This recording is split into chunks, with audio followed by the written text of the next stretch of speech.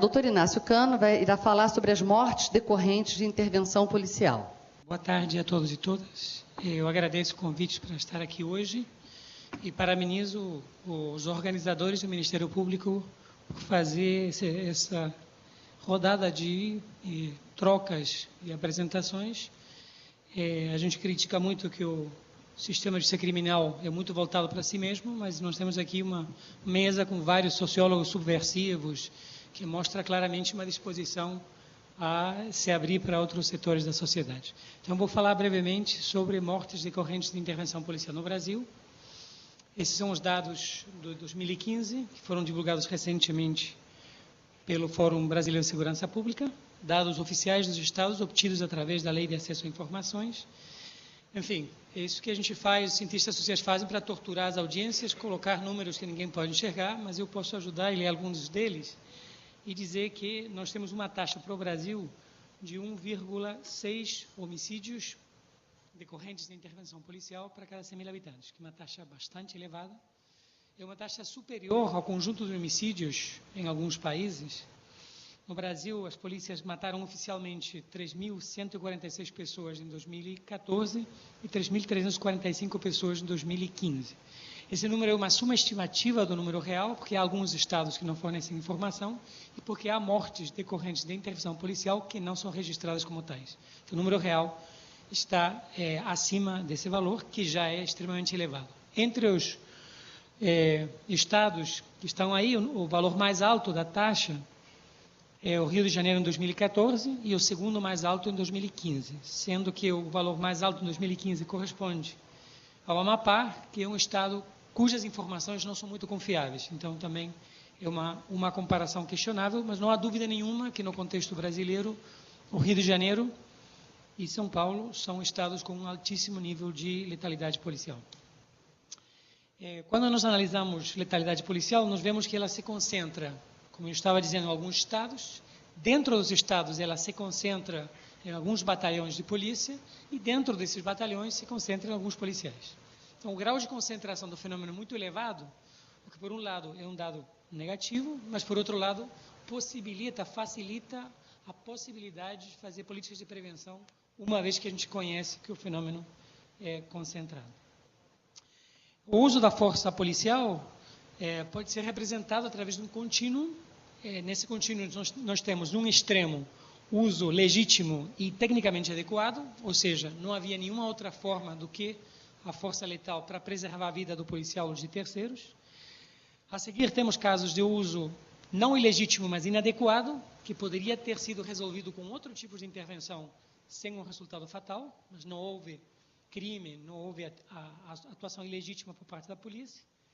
O seguinte passo são casos de uso deliberado para matar, né? Temos muitos casos no nosso entorno. E, por último, as execuções sumárias. Eu faço essa distinção para deixar claro também que há casos, como as chamadas troias, por exemplo, em que a polícia entra na comunidade, fica numa determinada casa e aguarda alguém chegar para matá-lo. Quando a pessoa chega, a pessoa reage, então há um confronto, mais ou menos um confronto armado. Não se trata tecnicamente de uma execução sumária, entretanto, foi uma operação desenhada para matar essa pessoa, o que obviamente é ilegal. Há muitos casos em que a gente poderia alterar esse cenário com medidas que não são de natureza criminal para tentar prevenir esse uso excessivo da força, e eu vou depois apresentar. Me falaram que era para vir apresentar respostas e não perguntas aqui, né? Então eu vou apresentar algumas propostas nesse sentido. No Rio de Janeiro há muitos estudos sobre o uso da força letal, começando pela pesquisa do desembargador Sérgio Verani, um livro chamado Assassinatos no Nome da Lei, depois uma pesquisa que nós fizemos no ISER, nos anos 90, a outra pesquisa do professor Missi, outra de Zacconi, no ano passado, e há diversos relatórios de Anistia Internacional, Human Rights Watch, etc., todos têm a mesma conclusão. Há um uso excessivo da força letal no Rio de Janeiro e uma presença regular de execuções sumárias. Quando a gente não consegue que o sistema de justiça criminal e os mecanismos de controle interno consigam diferenciar quais casos são legítimos e quais casos não são, a gente recorre a indicadores do conjunto da utilização da força letal. Entre eles, os mais importantes são a proporção dos homicídios que correspondem a intervenções policiais, que deveria, segundo nossas pesquisas, ficar com um máximo de 5%. O segundo indicador é a razão entre policiais mortos e opositores mortos, que não deveria ultrapassar 10. O número de opositores mortos não deveria ser mais de 10 vezes superior ao número de policiais mortos, visto que o uso da força se dá para se defender perante um risco iminente contra a vida. E o terceiro indicador é o índice de letalidade, que divide o número de opositores mortos pelo número de opositores feridos. Esperamos aí um número inferior a 1, que indicaria que a intenção não foi necessariamente matar. Valores superiores a 1 indicam intenção letal, e pesquisas em guerras, situações em que não há intenção de preservar a vida de ninguém, mas em guerras, por exemplo, o número de feridos costuma ser 3 ou 4 vezes superior ao número de mortos. Então não haveria nenhuma razão para que uma situação de operação de segurança pública, em que deveria haver uma intenção de preservar a vida das pessoas, esse indicador fosse diferente.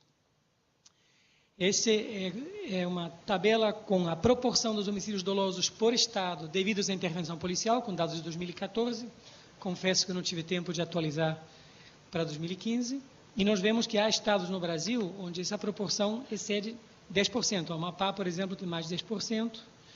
Rio de Janeiro tem 11,8%, Santa Catarina 12% e São Paulo 21%. São Paulo é um fenômeno marcante, porque nós tivemos uma queda progressiva dos homicídios ao longo da década passada, mas temos ainda uma letalidade policial muito elevada. Então, há claros sinais, os dados mostram claros sinais de um uso excessivo da força. Essa é uma pesquisa que nós fizemos há 20 anos atrás, né, que já estamos envelhecendo, né, Julita? Com dados do Rio de Janeiro. E aí, por exemplo, encontramos que o percentual de mortes devido à intervenção policial, Rio e São Paulo era superior a 10%, enquanto em outros países, outras cidades, era claramente inferior a 5%. Aí está o índice de letalidade, o número de mortos por ferido. Em muitas cidades dos Estados Unidos, o índice é, como deveria, inferior a 1. Buenos Aires é próximo de 2, Jamaica é superior a 2 e Rio de Janeiro fica quase em 3. Quase 3 mortes para cada ferido. Isso são meados dos anos 90 no Rio de Janeiro, em pleno vigor da premiação Faroeste, da premiação por bravura. Fizemos pesquisa naquela época também médico-legal, encontramos 46% dos corpos com pelo menos 4 tiros, 61% dos corpos com um tiro na cabeça, 65% dos corpos pelo menos com um tiro pelas costas, além de 40 casos de tiro a queima-roupa e 1/3 das vítimas com ferimentos outros dos provocados pela arma de fogo. Um cenário que foi analisado pelo perito Nelson Massini, que claramente aponta para um uso excessivo da força letal. Fomos ver o que acontecia com esses casos na justiça, naquela época ainda a justiça militar, hoje a justiça comum. E dos 301 casos que nós conseguimos encontrar, 295 foram arquivados a pedido do Ministério Público, 6 casos foram a julgamento, mas quando foram a julgamento, o promotor do júri mudou a caracterização do seu colega anterior, pediu absolvição por falta de provas e todos os 301 acabaram sem nenhuma punição. É claro que tem casos legítimos aí dentro, mas também tinha muitos casos de disparos a queima-roupa, etc., que tiveram o mesmo final. Quais seriam as raízes, então, desse uso excessivo da força no nosso contexto? Temos uma naturalização desse uso excessivo da força, parece natural que a polícia troque tiros, que mate, que morra. Temos uma falta de fiscalização, tanto por parte do controle interno quanto do controle externo, e uma incapacidade do Estado para investigar adequadamente e punir os responsáveis pelos abusos. Não temos investigações profundas, temos pouquíssimas acusações, temos pouquíssimas punições. Se privilegia a versão oficial nas investigações, desde o início, e uma das chaves para esse processo de privilegiar a versão oficial parte já do nome. Qual é o nome do fenômeno? Durante muitos anos, o fenômeno se chamava auto de resistência, que é uma figura administrativa, não é uma figura legal, criada na ditadura para permitir que os policiais não fossem presos em flagrante por um homicídio e, então, pudessem sair. Mas o que acontece é que, a partir daí, todo o aparato do Estado privilegia essa versão oficial e, portanto, não faz uma investigação profunda sobre o que realmente aconteceu. Recentemente, houve uma resolução do Conselho de Defesa dos Direitos da Pessoa Humana pedindo a substituição do termo auto de resistência por outros termos. Nós tivemos alguns avanços em São Paulo, no Rio, o termo auto de resistência foi oficialmente retirado, embora ele ainda subsista escondido em vários documentos oficiais. E mais recentemente tivemos um retrocesso, pelo menos no Rio, porque nós tínhamos a categoria, que achávamos correta, de mortes decorrentes de intervenção policial. Se essa intervenção foi legítima ou não, corresponde à investigação esclarecer. Mas houve uma determinação do Conselho dos Chefes de Polícia Civil no Brasil que mudou a categoria para mortes decorrentes de oposição à intervenção policial. Então, observem que já desde o início está se pressupondo que houve a tal resistência, né, chamada agora de oposição, que causou a intervenção policial do uso da força. Coisa que deveria ser resultado da investigação e não deveria ser um pressuposto dela. Entre outras raízes do uso excessivo da força, nós temos a doutrina da guerra ao crime, da guerra às drogas, que ainda permeia boa parte da atuação das nossas polícias. Com certeza a doutora Julita Lengruber vai falar sobre isso posteriormente. Nós fizemos uma pesquisa recentemente, entrevistamos mais de 5.000 policiais e fizemos um modelo para estimar quais são os determinantes do uso da força. Um dos determinantes do uso da força é se no teu batalhão você é recompensado com dias livres, dias de folga, quando você apreende drogas. Então, policiais que trabalham em batalhões onde há uma premiação quando você apreende drogas, tendem a usar mais a força do que o resto dos policiais. Isso já é controlando por uma série de outros elementos que influenciam o uso da força. Então, esse é um efeito isolado dessa premiação que se dá ao policial por aprender drogas.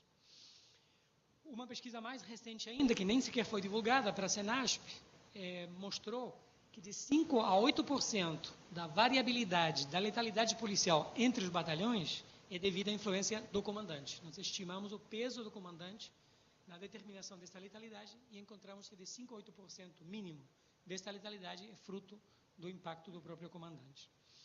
Então, há uma necessidade de criar mecanismos legais e administrativos para poder conter essa letalidade. Mecanismos que têm a ver com treinamento, com a doutrina e com a influência do próprio comando.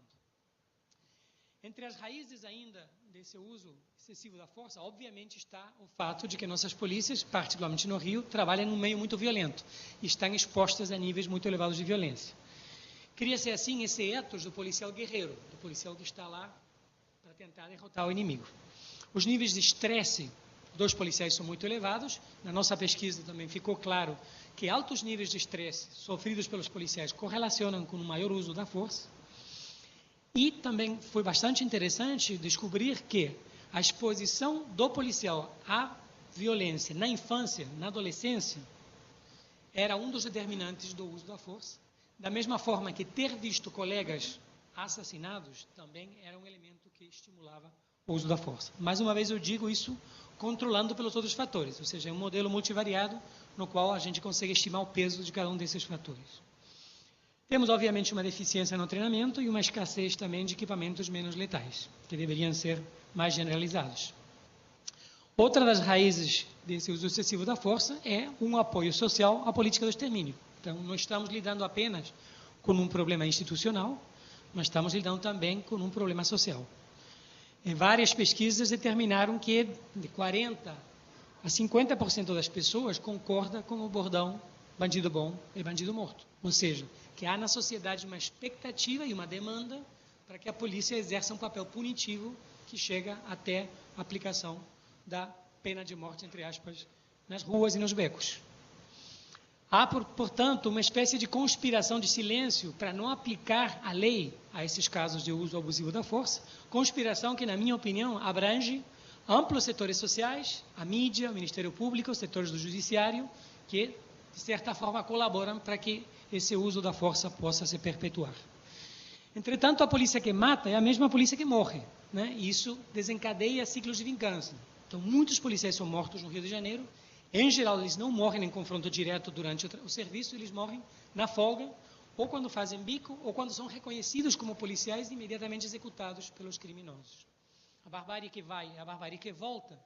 E certamente os policiais, porque há uma tendência a tentar nos colocar, aos defensores de direitos humanos, numa posição oposta à polícia. Parece que a polícia está na guerra, defendendo a sociedade, e nós somos contra a polícia e, portanto, contra a sociedade. A verdade não é essa. Os policiais são vítimas dessas políticas e eles matam e eles morrem da mesma forma. Essa conspiração do silêncio é desmascarada em situações em que nós temos vítimas que são escancaradamente inocentes. Então, como o menino Juan, aqui no Rio, o menino Eduardo agora, cuja resolução saiu recentemente, são vítimas perante as quais é impossível argumentar, nesse caso pela idade, de que eles estavam trocando tiros com a polícia. Então, só nesses casos que nós conseguimos desmascarar essa conspiração. Ou quando há evidências incontestáveis de que a versão oficial é falsa. No caso da Providência, recentemente, os policiais foram filmados fingindo, dando tiros para o alto com a mão da vítima já falecida, para poder pretender que houve um confronto prévio. Nesses casos em que é impossível negar a evidência, os policiais individuais são considerados como os únicos culpados e são satanizados. A instituição, ou as instituições, raramente reconhecem a sua responsabilidade. É muito interessante, por exemplo, que quando inicialmente sai a versão oficial, por exemplo, as polícias, provavelmente, quer dizer, com alta probabilidade, defendem a versão do policial, inicialmente. Nosso policial diz que aconteceu dessa forma. Quando isso é comprovadamente falso, aí a versão muda e se diz dele que era um bandido travestido de policial. Por quê? Porque ele não poderia ser um dos nossos. Um dos nossos nunca faria isso. Nossa instituição continua limpa e a culpa fica exclusivamente nas mãos daqueles aloprados que cometeram abusos. Então, essa visão das maçãs podres dificulta, que tem que ser retiradas, do cesto, dificulta a possibilidade de assumir responsabilidades institucionais e sistêmicas. Outro problema é que a gente continua abordando a questão do ponto de vista do sistema de justiça criminal, ou seja, há um contraditório, se apresentando-se provas, e há ou não uma punição dos culpados. Mas a gente tem que ir muito além dessa visão restrita ao sistema de justiça criminal para tomar medidas de prevenção e de redução da violência que passem por mecanismos administrativos. O MP e o Judiciário têm uma grande responsabilidade nesse cenário, em função da omissão e, em alguns casos, apoio explícito. No apoio explícito, por exemplo, eu estou lembrando da determinação do juiz Alexandre Abrão, no caso matemático, quando o helicóptero policial efetua 100 disparos, até que finalmente consegue matar quem queria matar, e o despacho do juiz Abrão diz: anjos negros voem livres e nos protejam dos matemáticos. Convido os senhores e senhoras a lerem essa resolução judicial, que parece qualquer coisa menos uma resolução judicial. Se bem que nos últimos tempos estamos acostumados a levar muitas surpresas, O Ministério Público raramente oferece denúncia, mesmo quando há evidências. Mas há claramente exceções, não sei se o Paulo Roberto está por aqui, há vários promotores no Rio e em outros estados que oferecem denúncia sim. E aí, se um promotor sozinho é capaz de oferecer um número grande de denúncias, o que acontece com o resto da instituição? Esses promotores estão mostrando que há possibilidade sim de exercer esse papel de controle externo. Não é nem controle externo já, é simplesmente a aplicação da lei no caso de uso abusivo da força. Na prática, nossos ministérios públicos não exercem a sua missão constitucional de controle externo da polícia. Então, recentemente estão criando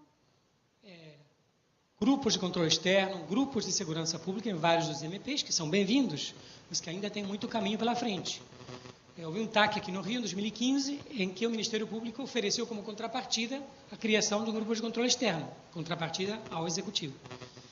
Muito bem, mas na verdade a obrigação era muito anterior e não deveria ter sido uma contrapartida, uma atividade que era a sua missão constitucional de início.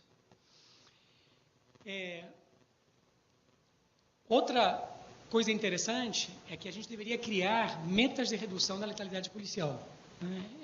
Muitos anos atrás, o ouvidor da Secretaria de Direitos Humanos do Governo Federal fez essa solicitação ao Ministério Público do Rio. A resposta do Ministério Público do Rio na época foi a seguinte: primeiro, metas de redução correspondem a uma esfera administrativa e, portanto, fogem à nossa esfera de competência, mas a resposta dizia: se não fugisse, ainda assim a Polícia do Rio tem que se defender desses ataques covardes. Então havia toda uma argumentação dizendo: olha, não nos compete decidir sobre isso, mas se fosse da nossa competência, nós achamos que a polícia está achando muito bem. Obrigado. Os trabalhos do professor Sérgio Verani, por exemplo, do desembargador Sérgio Verani, mostram como muitos dos pedidos de arquivamento feitos pelo Ministério Público relacionados a casos com disparos a queima-roupa e evidências médico-legais claramente incompatíveis com a versão oficial, ainda assim eram arquivados, né? E a resolução judicial do caso matemático que eu mencionava aponta na mesma direção. Então, nós temos um quadro geral de omissão, com nobres, honrosas exceções, todos os Ministérios Públicos do Brasil, e nós temos alguns casos que eu diria de apoio explícito à política de extermínio. As investigações policiais são frágeis nesses casos. Em 2011, no Rio, nós tivemos uma portaria da Polícia Civil, lançada pela chefa na época, Marta Rocha, que dizia, basicamente, primeiro, cumpra-se a lei, né? Porque no Brasil nós fazemos leis que dizem que temos que cumprir a lei, que é um mecanismo que não acaba nunca, obviamente, né? Então, o delegado tem que ir no local, tem que colher os depoimentos, tem que ter todas as evidências, enfim, nada novo, né? Para quem conhece o Código de Processo Penal. E determinou, por exemplo, que a perícia tinha que ser feita e não podia ser alegado que era um local inseguro para não fazer a perícia. Inclusive, ela determinou que a CORE, Operações Especiais da Polícia Civil, deveria ir para garantir a segurança no local, se for preciso, para poder fazer essa perícia. Porém, em 2013, o Conselho Estadual de Direitos Humanos, do qual nós fazíamos parte, acompanhou um caso, o menino Thales, morto pelo BOPE no Morro do Falé, fogueteiro, e encontramos, primeiro, ele morreu e outro menino foi ferido. Então, na tipificação e no inquérito, o que aparecia era o suposto crime cometido pelo menino que sobreviveu. A morte do Thales era invisível, transparente para o sistema, não aparecia em lugar nenhum. E, portanto, aquele caso, não fosse a nossa intervenção, não iria sequer para o júri, iria para uma vara comum, porque o que estava tipificado era um crime de roubo comum. Os depoimentos dos policiais eram copiados e colados, exatamente iguais, o que mostrava que os policiais não foram ouvidos de forma separada. A apreensão das armas era virtual, ou seja, havia um documento da apreensão, mas a arma era devolvida para o policial e levada de volta para o batalhão. E um tempo depois, a Polícia Civil oficiava o comandante do batalhão para ele devolver a arma, para ser periciada. Só que nesse tempo, a arma provavelmente já foi usada outras vezes. Então não faz nenhum sentido periciar uma arma que participou em outros casos. As versões dos PMs também eram contraditórias. Então, é um exemplo para mostrar que, apesar da determinação da Polícia Civil em 2011, de que as investigações fossem feitas, e houve uma melhora nesse sentido, segundo alguns depoimentos que nós colhemos, o quadro ainda estava longe do ideal.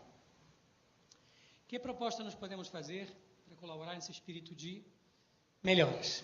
Primeiro, a atribuição dos casos de mortes em decorrência da intervenção policial deveria corresponder à divisão de homicídios, e não às delegacias comuns. Isso, de fato, já está acontecendo, pelo menos em parte, do Rio de Janeiro, né? Mas a ideia é que isso seja um processo geral. Por quê? Porque a divisão de homicídios está mais especializada e porque tem mais meios para poder investigar. A segunda proposta é um desmembramento obrigatório dos casos em que tenha um réu vivo e outro réu morto. Isso também deveria ser praxe, mas não é. A gente viu claramente que isso não é praxe. Então, quando houver um réu vivo e outro morto, a morte deveria ser analisada separadamente e encaminhada para o júri. Acabar com os depoimentos colados e as apreensões virtuais, que não deveriam ter cabimento em nenhuma investigação. Criar um protocolo de atenção a vítimas de PAF para evitar a remoção de cadáveres, o que inviabiliza a perícia, né? Nós tentamos, não conseguimos finalizar, mas tentamos um contato com a Secretaria de Saúde e a Polícia Militar do Rio para tentar desenvolver esse protocolo que ajudasse os policiais a decidir quando o corpo deveria ser removido, quando devia ser chamado auxílio e quando a própria polícia tem que remover, porque senão, por exemplo, no caso de uma hemorragia, a pessoa poderia vir a falecer. Iniciativas semelhantes aconteceram em São Paulo, que foram polêmicas e sofreram algumas idas e voltas, mas é um aspecto que merece realmente um estudo detalhado. A criação de grupos de controle externo, ou de segurança pública nos MPs, obviamente, coisa que vem acontecendo no Brasil, com foco específico nos casos de letalidade policial. Se a vida é o bem supremo, nós achamos que esses grupos de controle externos deveriam ter uma atenção redobrada aos casos de uso da força, com elaboração, inclusive, de relatórios periódicos. E em casos em que houver razões para pensar que a investigação não avança, hoje em dia está reconhecido pelo Supremo a possibilidade de o Ministério Público exercer a função de investigação direta, de forma subsidiária, mas esse seria um dos casos típicos em que o Ministério Público poderia chamar para si a investigação. Há várias propostas no Executivo também para tentar controlar a letalidade policial. Em 1995, em São Paulo, o governo Covas lançou o PROAR, que era um projeto programa que afastava da rua durante 6 meses os policiais que se envolviam numa ocorrência letal. Observe-se que a gente não estava punindo ninguém, só estava dizendo, se você se envolveu numa ocorrência letal, isso deveria ser um fato extraordinário, isso pode gerar muito estresse, que é perigoso para você e para a sociedade, então nós vamos te retirar um tempo da rua para isso não acontecer.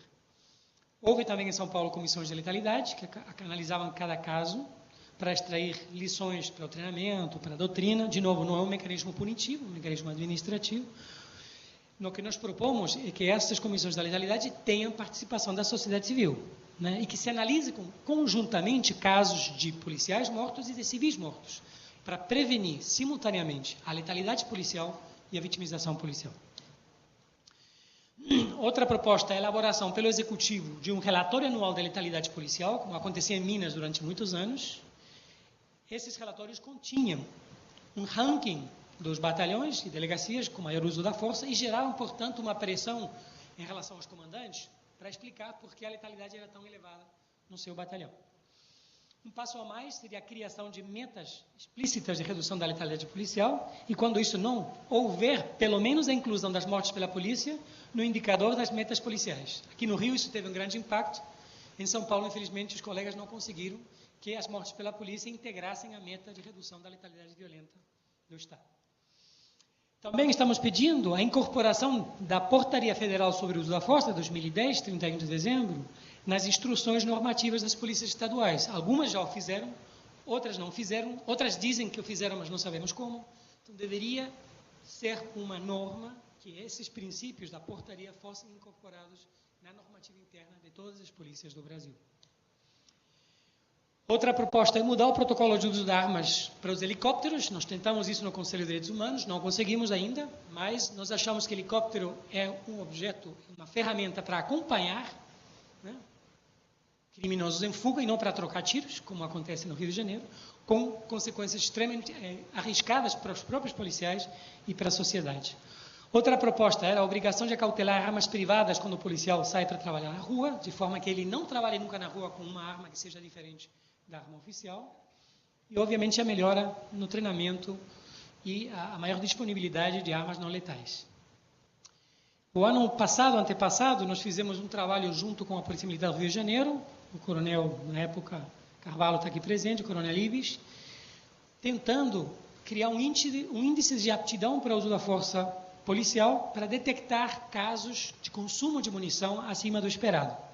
Isso significaria um incentivo para uma contenção no uso da força letal, e os policiais que estivessem acima desse patamar receberiam treinamento, reciclagem e, em última instância, seriam retirados da rua por um tempo. Esse afastamento deveria ser entendido como proteção para o policial e nunca como punição.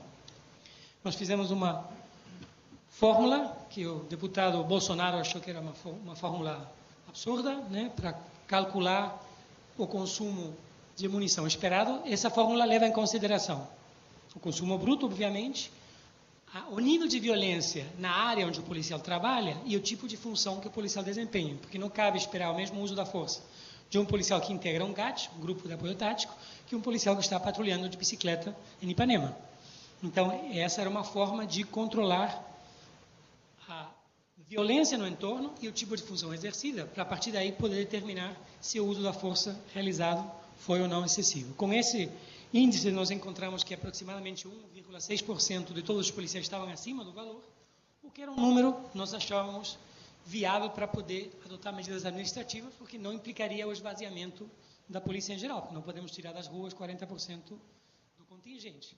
Esse número estava concentrado em alguns batalhões, mas isso era positivo, que nós sabemos que a letalidade policial, de fato, se concentra em alguns batalhões e há uma subcultura, às vezes, de uso excessivo da força. Infelizmente, isso continua sendo hoje uma proposta experimental, que continua acontecendo, mas em pequena escala, e não houve um esforço de aplicar essas medidas de forma sistemática em toda a corporação. Muito obrigado.